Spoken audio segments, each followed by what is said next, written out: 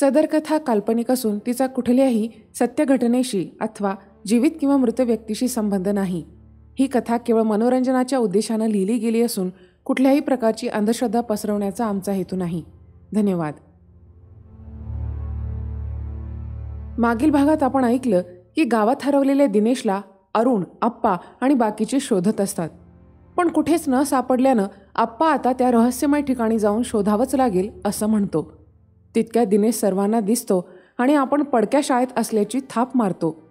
दिनेश आणि अरुण निरोप घेऊन निघतात आणि आप्पा मात्र ह्यावेळेस हे काहीतरी वेगळंच घडलंय, पोरगा आपल्याला थाप मारून गेलंय असं म्हणून आश्चर्य करतो. आता ऐकूया पुढे. पोरग खोटं बोलून गेलं मंजिरा, तुला नेमकं म्हणायचंय काय? कडू तात्यानं आप्पाला कोड्यात पडल्यागत विचारलं. धोंडीबा जन्मतःच मुका असल्यानं तो फक्त ऐकू शकत होता. पण ह्यावेळी काहीतरी वेगळं घडलंय म्हटल्यावर त्याच्याही चेहऱ्याचा रंग उडाला होता. आप्पा कडू तात्याकडे बघून बोलू लागला. पोरग आपल्याला थाप मारून इथनं गेलंय, पर मला कळना झालंय तो जित्ता कसा बाहेर आला. नक्कीच ह्या येळेला काहीतरी यगच घडलं आहे. यावर कडू तात्या आप्पाला म्हणाला, अरे आप्पा काय बी काय बोलतोय र? तो म्हणला नाव की मी रातभर शाळेत पडून होतो म्हणून तू आपलं लेका काय बी बोलायला लागला. यावर आप्पा पुन्हा म्हणाला, अरे नाही र कडू, म्या म्हणतोय ना पोरग तिकडच गेलं होतं तर. म्या माया डोळ्यांनी पाहिलं, त्याच्या जखमेवर हळद भरलेली होती. तिथं शाळेत कोण गेलं त्यासनी हळद भरायला?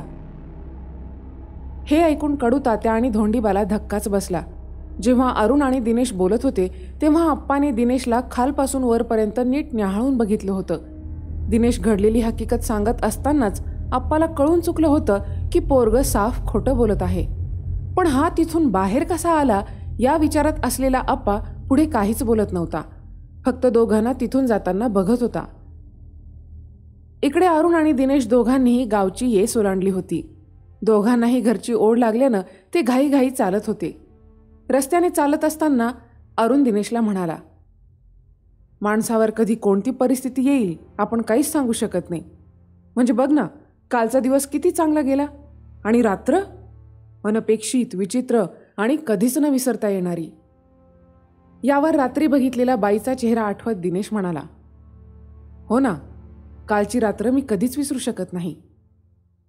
बाईसोबत घालवलेला एक एक क्षण आठवत दिनेश एका वेगळ्याच तंद्रीत चालत होता.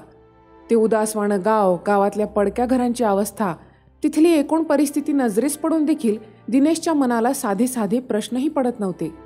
बाईच्या सौंदर्याने त्याला अशी काही भुरळ घातली होती, जणू काही त्याच्या मेंदूचे सारे दरवाजे बंद झाले होते. आपली गाडी बंद पडली, ती चालू होईल की नाही? गाडीजवळ पोहोचल्यावर आपल्याला कुणाची मदत मिळेल की नाही? हे प्रश्न तर दूर दूरपर्यंत त्याच्या मनाला शिवत नव्हते. अरुण मात्र ह्याच काळजीत गुरफटलेला होता. बराच वेळ चालून दोघांनी पूर्ण अंतर पार केलं. लोखंडी कमानीपासून डाव्या हाताला काही अंतरावर उभ्या असलेल्या आपल्या गाडीजवळ ते आले. बराच प्रयत्न करून धक्का मारून देखील गाडी सुरू न झाल्यानं ते पुन्हा हताश झाले. गाडी धक्का मारत मारत त्यांनी कमानीपर्यंत आणली होती. काही वेळातच समोरून एक मोटरसायकल येताना दिसली. ती गाडी कमानीतून आत शिरणार तोच त्या गाडी चालकाने ह्या दोघांना बघत आपली गाडी थांबवली. अरुणची आणि त्याची नजरानजर होताच अरुणने त्याला आवाज दिला, ओ दादा, थोडी मदत हवी होती. अरुणचं हे वाक्य ऐकताच त्या व्यक्तीने आपली गाडी वळवली. अंगात कुर्ता पायजमा, डोक्यावर गोल टोपी, गळ्यात असलेलं काळ्या गोंड्यांचं मोठं उपरणं, छातीपर्यंत आलेली काळीभोर दाढी, हा सगळा पेहराव आणि गाडीला बांधलेल्या भंगाराच्या गोण्या बघून अरुणला क्षणात वाटून गेलं की हाच फिटर असावा. त्या माणसाने जवळ येताच विचारलं, क्या हुआ? ते मीना वस्तीतले फिटर. अरुण तर्क लावत म्हणाला, हाओ, म्याच आहे तो. का, काय झालं? फिटर दोघांनाही नीट न्याहाळत म्हणाला. हे ऐकून अरुण आणि दिनेशच्या जीवात जीव आला. तितक्यात दिनेश म्हणाला, अहो, रात्रीपासून गाडी बंद पडली, सुरूच होत नाहीये. ते तुमच्या गावातल्या आप्पा कुराड्यांनी पाठवलं होतं रात्री तुमच्याकडं, पण ती तुमच्या दारासमोरची कुत्री.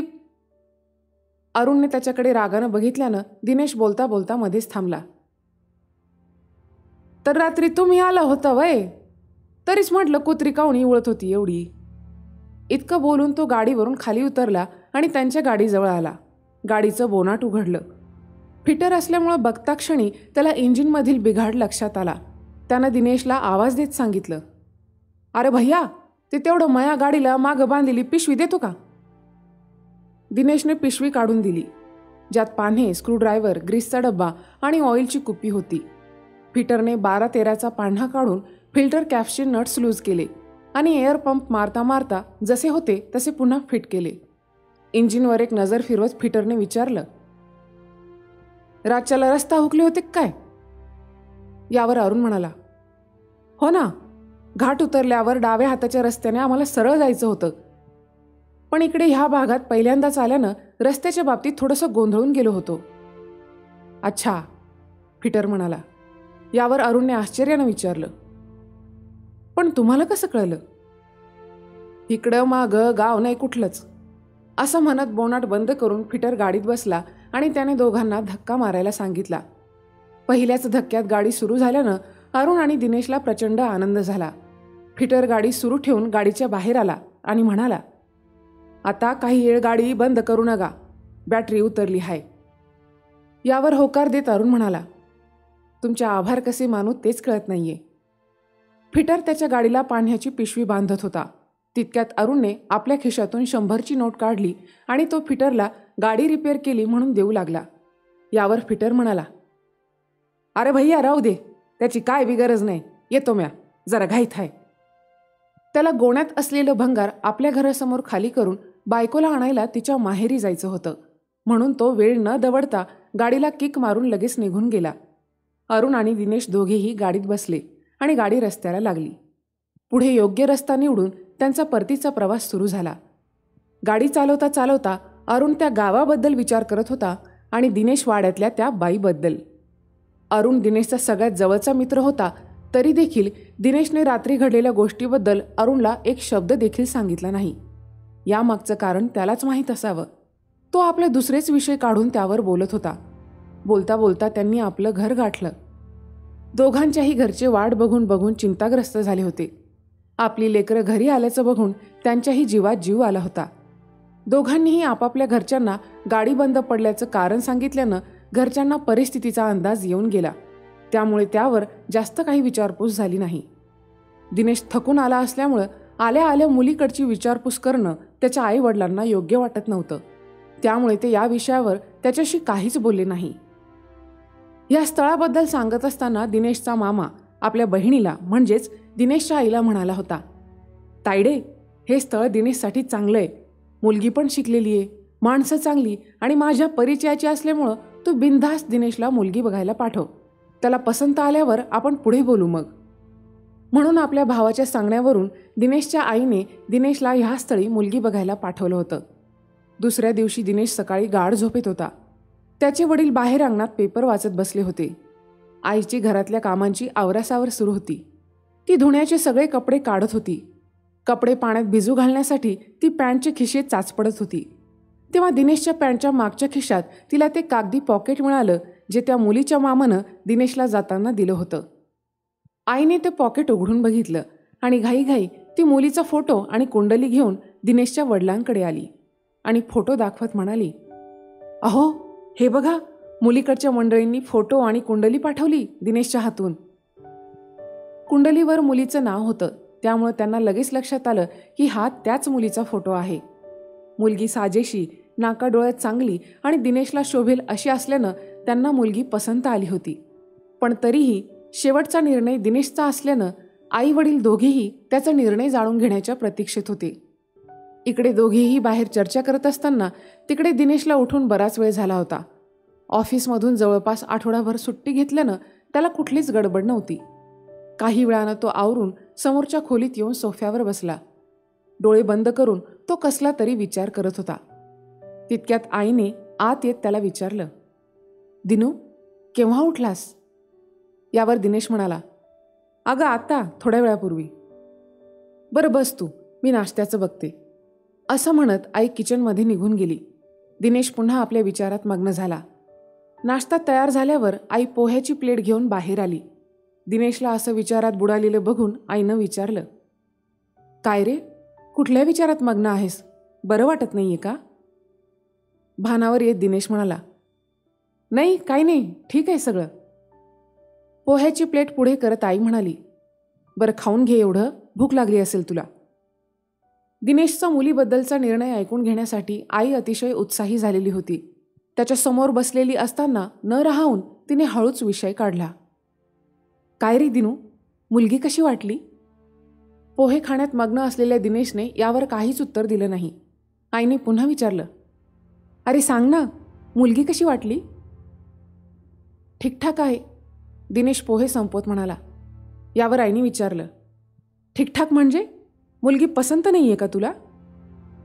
या प्रश्नावर दिनेशने काहीच उत्तर न दिल्यानं आई चिडत म्हणाली, हे बघ दिनू, ह्या स्थळाला जर का तू नाही म्हणाला तर माझ्या इतकं वाईट कोणी नाही, आधीच सांगून ठेवते.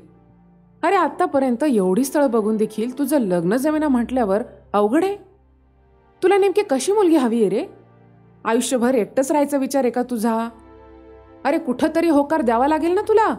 मी पुरती वैतागले दिनू, आता कंटाळा आलाय या जगण्याचा. आई रडत रडत किचनमध्ये निघून गेली. बाहेर बसलेले दिनेशचे वडील सगळं काही ऐकत होते. ते देखील वैतागल्यामुळे दिनेशचं लग्न त्यांनी देवाच्या भरोशावर सोडून दिलं होतं. ह्या पोराच्या आयुष्याचं काय होईल देव जाणे, असं मनोमन बोलत लग्नाचं वय निघून चाललेल्या आपल्या मुलाबद्दल ते विचार करत होते. दिनेश सोफ्यावरून उठून किचनमध्ये गेला. आईचे डोळे पुसले. तिचे हात हातात घेऊन दिनेश तिची समजूत काढत म्हणाला, आई, अशी नको ना रडत जाऊ ग. तू रडली की कसाच जीव लागत नाही मग. सगळं व्यवस्थित होणार आहे, उगाच नको ना काळजी करू. काळजी करू नको म्हणजे कसं बोलतो रे दिनू? आतापर्यंत तुझं लग्न व्हायला हवं होतं, घरात एखादं रांगणारं बाळ असायला हवं होतं, पण बोलता बोलता तिला रडू आवरलं नाही. दिनेश आईला शांत करत म्हणाला, आई शांत हो बरं, माझं म्हणणं तर ऐकून घे. हे स्थळ मला पसंत पडलं होतं, पण परतीच्या वाटेवर आम्हाला आणखी एक स्थळ मिळालं. ती मुलगी मला जास्त आवडली. मला फक्त एकदा तिथं जाऊन व्यवस्थित चौकशी करावं लागणार आहे. तितक्यात दारावर सायकलची घंटी वाजली.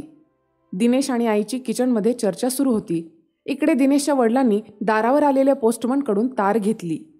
ही तार मुलीकडच्या मंडळीकडून आली होती, ज्यात लिहिलेलं होतं, पाहुण्यांकडे आम्ही आमच्या कोमलचा फोटो आणि कुंडली पाठवली आहे. आमच्या सगळ्यांकडून होकार आहे. शिवाय मुलीलाही मुलगा पसंत आहे. त्यामुळे आपल्याही पसंती नापसंतीचा निर्णय लवकरात लवकर कळवावा. सखाराम शेंडगे, मुलीचा मामा. ती तार घेऊन दिनेशचे वडील घरात आले. बायको पोराला आवाज दिला आणि पत्रात लिहिलेला मायना वाचवून दाखवत ते म्हणाले, काय जो निर्णय असेल तो लवकरात लवकर कळवून टाका, आणि जर मुलगी पसंत असेल तरच ह्या विषयावर माझ्याशी बोला. दिनेशच्या वडिलांना ह्या गोष्टीत आता अजिबात रस वाटत नव्हता. त्यामुळे ते उठून बाहेर निघून गेले. इकडे दिनेश आणि आईची त्या नवीन स्थळाबद्दल, म्हणजेच दिनेशच्या बघण्यात आलेल्या त्या स्थळाबद्दल चर्चा सुरू होती. चर्चेअंती आई म्हणाली, ठीक आहे, तू म्हणशील तसं. एकदा जाऊन व्यवस्थित बघून ये आणि काय ते ठरव. नंतर या चर्चेला पूर्ण विराम लागल्यानं दिनेशने मुलीकडच्या मंडळींना तार पाठवली. त्यात त्याने आपला नकारार्थी निर्णय कळवला होता आणि त्रास दिल्याबद्दल दिलगिरीही व्यक्त केली होती. दिनेश बाहेर गेल्यावर आईने दिनेशच्या वडिलांना त्यांना सुचवलेल्या दुसऱ्या स्थळाबद्दल सांगितलं. उद्या जाऊन तो व्यवस्थित चौकशी करणार असल्याचं सांगितलं. यावर त्याच्या वडिलांनी ठीक आहे म्हणत फक्त मान हलवली. चर्चेदरम्यान ठरल्याप्रमाणे दिनेश रात्री लवकर झोपी गेला. दुसऱ्या दिवशी पहाटे लवकर उठून त्याने आवरासावर केली आणि बाहेर येऊन आपल्या फोरेस्ट गाडीला किक मारली. आई निघताना म्हणाली, दिनू, सावकाश जा रे पोरा, आणि गाडी व्यवस्थित चालव. आईला होकार देत दिनेश तिथून रवाना झाला. काल जेव्हा दिनेश त्या नवीन स्थळाबद्दल आईला सांगत होता तेव्हा त्यानं तिथल्या त्या मुलीचं, तिच्या सौंदर्याचं तोंड भरून कौतुक केलं होतं. आईला तिच्याबद्दल सांगत असताना त्यानं हे देखील सांगितलं होतं की समोरून सकारात्मक निर्णय येण्याची शक्यता आहे, पण एकदा तुमच्या कानावर घालावं अशी माझी इच्छा होती. आज सकाळपासूनच दिनेशची आई जाम खुश होती. तिला असं वाटत होतं की संध्याकाळपर्यंत आपल्याला आनंदाची बातमी मिळेल. त्यामुळे घड्याळाच्या काट्यांना बघत ती दिनेश परत येण्याची वाट बघत होती. पण संध्याकाळ उलटून गेली तरी दिनेशचा अजून पत्ता नव्हता. आईने अजून काही वेळ वाट बघितली. बघता बघता रात्र झाली. दिनेशची चिंता वाटत असल्यानं ती दिनेशच्या वडिलांना म्हणाली, अहो, खूप वेळ झालाय, अजून दिनू घरी नाही आला. जरी दिनेशचं आणि त्याच्या वडिलांचं वैचारिक सूत जुळत नसलं तरी बाप ह्या नात्यानं तेही खूप अस्वस्थ झाले होते. ते देखील विचारात पडले होते की पोरगं अजून घरी कसं आलं नाही. बघता बघता दोघांचीही अख्खी रात्र उपाशी पोटी दिनेशची वाट बघण्यात गेली. सकाळ झाली तरी दिनेशचा अजून पत्ता नव्हता. त्याची आई प्रचंड रडवेली झाली होती. उजाडल्याबरोबर ती अरुणच्या घरी गेली. इतक्या सकाळी दिनेशच्या आईला आपल्या दारासमोर बघून अरुणची आई आश्चर्यचकित होत म्हणाली, काय होत आई, काय झालं, इतक्या सकाळी कस काय? यावर दिनेशच्या आईनं विचारलं, अरुण कुठे? थोडं अर्जंट काम होतं, बोलवा ना त्याला. तिचा रडवेला झालेला चेहरा बघून अरुणची आई गोंधळून गेली. तिला कळत नव्हतं दिनेशच्या आईचं सकाळी सकाळी अरुणकडे काय काम असेल. अरुणची आई म्हणाली, ताई शांत व्हा बरं, काय झालं मला व्यवस्थित सांगा. किचनमधून अरुणच्या बायकोने लगबगीने दिनेशच्या आईसाठी पाणी आणलं. मागच्या खोलीत अरुणची आवरासावर सुरू होती. किचनमध्ये जाता जाता मागच्या खोलीत डोकावत अरुणच्या बायकोनं अरुणला सांगितलं, अहो, ती दिनू भाऊजींची आई आल्यात, काहीतरी अर्जंट काम आहे वाटतं तुमच्याकडं. बायकोचं बोलणं ऐकून अरुण घाईघाई समोर आला. दिनेशच्या आईला रडताना बघून त्यानं लगेच विचारलं, मावशी काय झालं, का रडताय? यावर दिनेशची आई रडत रडत सांगू लागली, दिनू काल सकाळपासून गेलाय स्थळ बघायला, पण अजून आला नाही, आम्हाला फार भीती वाटते. यावर अरुणने विचारलं, कोणतं स्थळ? अरे बाबा, तुम्ही त्या शेणगेच्या भाचीला बघायला गेले होते तेव्हा माघारी येताना अजून एक स्थळ बघण्यात आलं असं सांगत होता दिनू, तिकडेच गेलाय तो. दिनेशची आई पदरानं डोळे पुसत सांगत होती. हे ऐकून अरुणला आश्चर्य वाटलं. अजून एक स्थळ? हो, पोरगी खूप सुंदर आहे म्हणत होता आणि घरदार पण चांगले, एकटीच आहे म्हणे बिचारी, जाऊन जरा व्यवस्थित चौकशी करून येतो म्हणाला होता, पण अजून त्याचा पत्ता नाही. बरं, परवा संध्याकाळी मी त्याला म्हटले जाताना अरुणला सोबत घेऊन जा, तर म्हणत होता त्याला आत्ताच विचारून आलो मी, त्याला वेळ नाही. त्यावर मी त्याला म्हटले, पण त्या दिवशी तुमची गाडी बंद पडली होती तेव्हा अरुण सोबत होता म्हणून एवढं काही वाटलं नाही. यावेळेस तसं काही व्हायला नको. तर म्हणलं, आई काळजी करू नको, व्यवस्थित जातो आणि संध्याकाळपर्यंत लगेच येतो. दिनेशच्या आईनं सगळं सविस्तर सांगितलं. यावर गोंधळून गेल्यागत अरुण म्हणाला, काय? अहो, तो परवा मला भेटलाच नाही आणि तो म्हणतोय तसं कुठलं स्थळ आमच्या बघण्यात आलं नाही. आम्ही तिकडे फक्त एकच मुलगी बघितली, ती पण ती शेणगेची भाची, काय नाव तिचं, कोमल. हे ऐकून दिनेशची आई अजूनच भयभीत झाली. ती मोठमोठ्यानं रडू लागली. तिला पुढे काहीच बोलता येईना. अरुणची आई दिनेशच्या आईला शांत करण्याचा प्रयत्न करत होती. मध्येच तिनं विचारलं, अहो ताई, गावाचं नाव, पत्ता वगैरे काहीतरी सांगितलं असेल ना त्यांना तुम्हाला? ती रडता रडता म्हणाली, कुठले तरी वस्तीचं नाव घेत होता, मीना वस्ती का काय? काय, मीना वस्ती? हे ऐकून अरुणला धक्काच बसला. त्यानं घाईघाई गाडीची चावी घेतली आणि घराच्या बाहेर पडला. अरुणला असं घाईघाई गेल्याचं बघून त्या तिघीही गोंधळून गेल्या होत्या. अरुणच्या आईने त्याला काय झालं असं विचारण्यासाठी आवाज दिला, पण त्याने काहीच उत्तर न देता घाबरलेल्या अवस्थेत आपल्या गाडीत बसून तिथून निघून गेला. पुन्हा मीना वस्तीत गेलेल्या दिनेशला अरुण आता शोधू शकेल का? नवीन स्थळ पाहायला गेलेल्या दिनेशचं नेमकं काय झालं असेल? आणि आता मीना वस्तीत पुढे काय घडणार आहे? या प्रश्नांची उत्तरं जाणून घेण्यासाठी ऐकत रहा वचपा, एक रहस्यमय कथा.